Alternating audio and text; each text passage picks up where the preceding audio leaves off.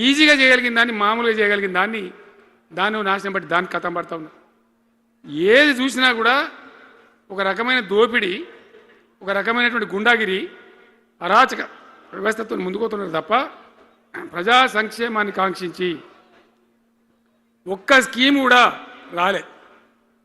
Irrigation ప్రాజెక్టులు అన్ని పండబెట్టిరు. ఏం రోగం? ఒకనాడు కాకతీయ కాలువ మీద, మన వరద కాలువ మీద మోటార్లు పెడితే ఏం కోసాది? మా శంకరెడ్డి చెప్తా ఉండే ఇంతకుముందు, వేల మోటార్లు పెట్టుకుంటే వచ్చి కోసుకపోదురు, లారీలకు మోటార్లు ఎత్తుకపోదురు. ఇదే వరద కాలువ మీద కేసీఆర్ ఉన్న రోజులు కూడా మాట్లాడిందా? మాట్లాడలే. చివరికి ఏం చేసింది మీరు మంచిగా వినాలి. వీళ్ళు మామూలు పని చేస్తలేరు, మన జీవితాలకే బాంబులు పెడుతున్నారు. ఆ రోజు కూడా నరేంద్ర మోడీ ప్రధానమంత్రిగా ఉండే ఆయన ఏం చేసిండు? కరెంటు మోటార్లకు మీటర్లు పెట్టాలి, నువ్వు పెట్టాలి కేసీఆర్ అని నా మీద ఒత్తిడి.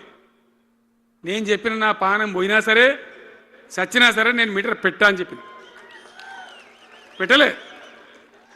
30,000 రూపాయలు కట్ చేస్తే నీకు అన్నాడు, కట్ చేసిండు.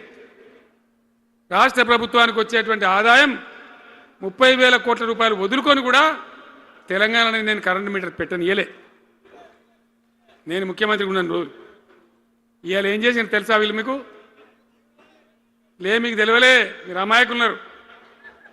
ఢిల్లీకి పోయి ఒప్పుకున్నారు. ఒప్పుకొని ఏం చేశాను? అయ్యా బాంచని మీటర్లు పెడతాము, మాకు ఆ పైసలు ఇయ్యండి. కేసీఆర్ వద్దన్నారు కదా మేము తీసుకుంటాం అని ఆ డబ్బు తీసుకొని వీళ్ళే ఈ గవర్నమెంట్ పోయి సంతకం పెట్టి ఇప్పుడు మొదలైతే ఇప్పుడు వస్తాయి మీటర్లు. ఎదుర్కొందామా? మీటర్ల ఏర్పాటును యుద్ధం చేద్దామా? కొట్లాడదామా? ఏమన్నాం మనం? నాకు అర్థం కాదు. రైతులు మంచిగా ఉండాలి, వ్యవసాయం మంచిగా ఉండాలి, పల్లెలు బాగుండాలి, వృత్తి పనులు బాగుండాలి. ఇప్పుడు యాదవులకు గొర్రెలు ఇప్పించినాం. ఇప్పుడు వస్తున్నాయా గొర్రెలు? వినబడతలేదు. బంద్ అయినాయా? ఎందుకు బంద్ అయినట్టు? మరి దానికి ఏం రోగం వచ్చే? మరి ఎవరికి ఇచ్చినట్టు? చేపలు పట్టే వాళ్ళ కోసం చేప పిల్లలు వేసినాం, ఇప్పుడు వేస్తాను రా. మరి ఎవరికి చేసినట్టు? వృత్తి పని వాళ్ళకు ఉండదు, ఎవరికి ఉండదు. బీడీ కార్మికులు ఉన్నారు, నాకెవ్వరు దరఖాస్తు ఇయ్యలే, ఎవరు అడగలే. అప్పుడప్పుడు మా తులమో చెప్పేది, అన్న వాళ్ళ పరిస్థితి బాగుండదు పెదరికంలోనని చెప్పేది. మా అంతటా మేమే ఆలోచించుకొని బీడీ కార్మికులకు పెన్షన్ తెచ్చినాం. మొత్తం భారతదేశంలో ఏ రాష్ట్రంలో ఇస్తారా? వాళ్ళకి పెన్షన్లు పెంచుతామని ఎగబెట్టినరా? వాళ్ళకు కాదు, ఎన్ని ఆశలు. ఇంట్లో ఉన్న ఆడపిల్లకు 5 లక్షలు మహాలక్ష్మి అని పేరు పెట్టి 2,500 నెలకిస్తామని ఇచ్చిండ్రా? రూపాయి వచ్చిందా? అట్లా ఎన్ని? 6 గ్యారంటీలు, 420 హామీలు. స్కూటీలు ఎక్కడ వాయే? స్కూటీల్లో మనలే, ఇంకా స్కూటీలు ఎక్కడి?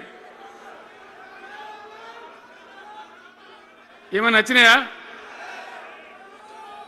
మరి నేను ఏమంటున్నా అంటే దయచేసి మీరు ఆలోచన చేయాల్సింది, ఇలా ఈ సభలో మాట్లాడుతున్నా మీరు వింటున్నాను కాదు, యావత్ తెలంగాణ వింటున్నది. తెలంగాణ ప్రజలందరికీ నేను కోరుతాను, నేను చెప్పిన నిజమా అబద్ధమా? ఏం జరుగుతూ ఉంది తెలంగాణలో? ఈ సందర్భంలో ఖచ్చితంగా ప్రజల మంచిని కోరే ప్రతి వాళ్ళు ఒకటి కావాల్సిందే, మళ్ళా తెలంగాణ పునర్నిర్మాణ యజ్ఞం మళ్ళా ప్రారంభం కావాల్సిందే. దాన్ని ఎవడు ఆపలేడు. జర గాచారం బాలేకపోతే దెబ్బతింటాం, అంత మాత్రం చేత ఆగిపోతామా? ఊకుందామా? పోరాటం చేయాల్సిందే, వీళ్ళని నిలదీయాల్సిందే. ఖచ్చితంగా తెలంగాణ పునర్నిర్మాణ ప్రక్రియ, ఆ యజ్ఞం మళ్ళా ప్రారంభం కావాల్సిందే. తెలంగాణ ప్రజలు గెలిచి నిలవాల్సిందే. మొత్తం ప్రాజెక్టులు పండబెట్టినండి. పాలమూరు ఎత్తిపోతల పథకం 90% పూర్తి చేసినాం. కొద్దిపాటి డబ్బుతో అయిపోతుంది. వలసల జిల్లా, కరువు జిల్లా వాళ్ళ నాశనం పట్టిండ్రు. అన్ని అబద్ధాలు. ఒక్కటి కూడా ఒక క్రియాన్వితమైనటువంటి ప్రజలకు పనికొచ్చేటువంటి ఏ రకమైన నిర్మాణాత్మక పని లేకపోగా కూల్చివేతలు కాల్చివేతలు పోలీస్ దాడులు ఎవడన్నా ఎదురుగా మాట్లాడితే మరి పట్టుకపోవడు